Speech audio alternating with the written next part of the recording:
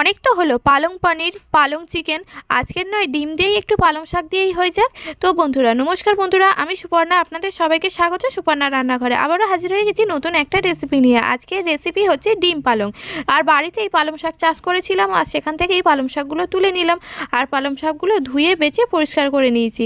আর এখানে জলের মধ্যে এই পালং শাকগুলো একটুখানি হালকা গরম করেই নামিয়ে নেব, একদম কালারটা যাতে চেঞ্জ না হয়। তো বন্ধুরা পালং শাকগুলো বাড়ির যেহেতু টেস্ট কিন্তু দারুণ ছিল।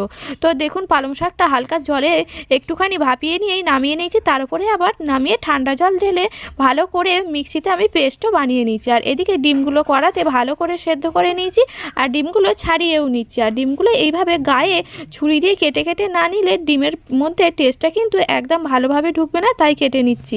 আর এক হাতে যেহেতু ফোন ধরে রয়েছি আর এক হাতে ডিমগুলো কাটছি, তাই একটু দেখাতে অসুবিধা হলো। তো এদিকে কড়াইতে সাদা তেল গরম করে নিয়েছি, আর তেলের মধ্যে ডিমগুলো দিয়ে দিচ্ছি। তো ডিমগুলো দিয়ে হালকা লাল করে ভেজে নেবো, একদম ডিমের কালারও যাতে চেঞ্জ না হয়। তো দেখুন বন্ধুরা ডিমটা ভেজে তুলে নেওয়ার পর কড়াইতে তেলের মধ্যে আমি দিয়ে দিলাম 2টো এলাচ আর একটা লবঙ্গ, আর তারপরে অল্প একটু দারুচিনি। তারপর সেই ফোড়নটা থেকে হালকা সুন্দর গন্ধটা আসতে তার মধ্যে আমি দিয়ে দিলাম পেঁয়াজ কুচি। তো পেঁয়াজটা হালকা লাল হয়ে যেতে ওর মধ্যে দিয়ে দিলাম আদা কুচি, আর দিয়ে দিলাম কয়েক কোয়া রসুন। তো দিয়ে এবারে ভালো করে পেঁয়াজের সাথে নাড়াচাড়া করে নিলাম। তারপরে আমি দিয়ে দিচ্ছি এখানে টমেটো কুচি। তো টমেটোটা আপনাদের পছন্দ না হলে টমেটোটা নাও দিতে পারেন, আমি কিন্তু টমেটোটা দিয়েছি। আর দিয়ে দিলাম নিজেদের পছন্দ মতো ঝালটা।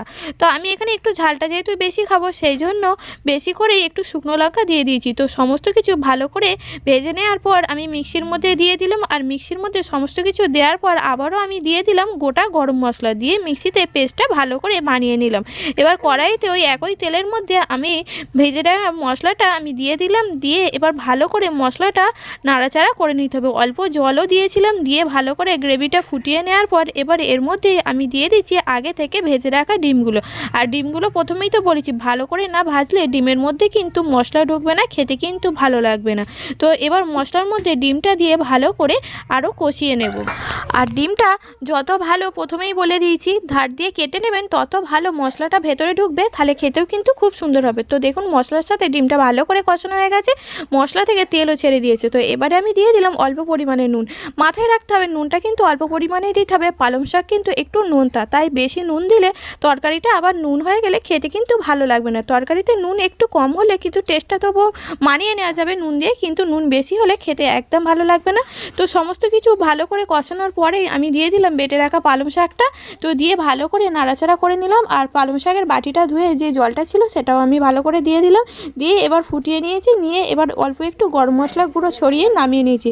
আপনারা তো দেখলেন বন্ধুরা কত সহজে ডিম পালং রেসিপিটা হয়ে গেল। রেসিপিটি ভালো লাগলে লাইক শেয়ার কমেন্ট করবেন, আর চ্যানেলে নতুন হলে চ্যানেলটি সাবস্ক্রাইব করে পাশে থাকার অনুরোধ রইল।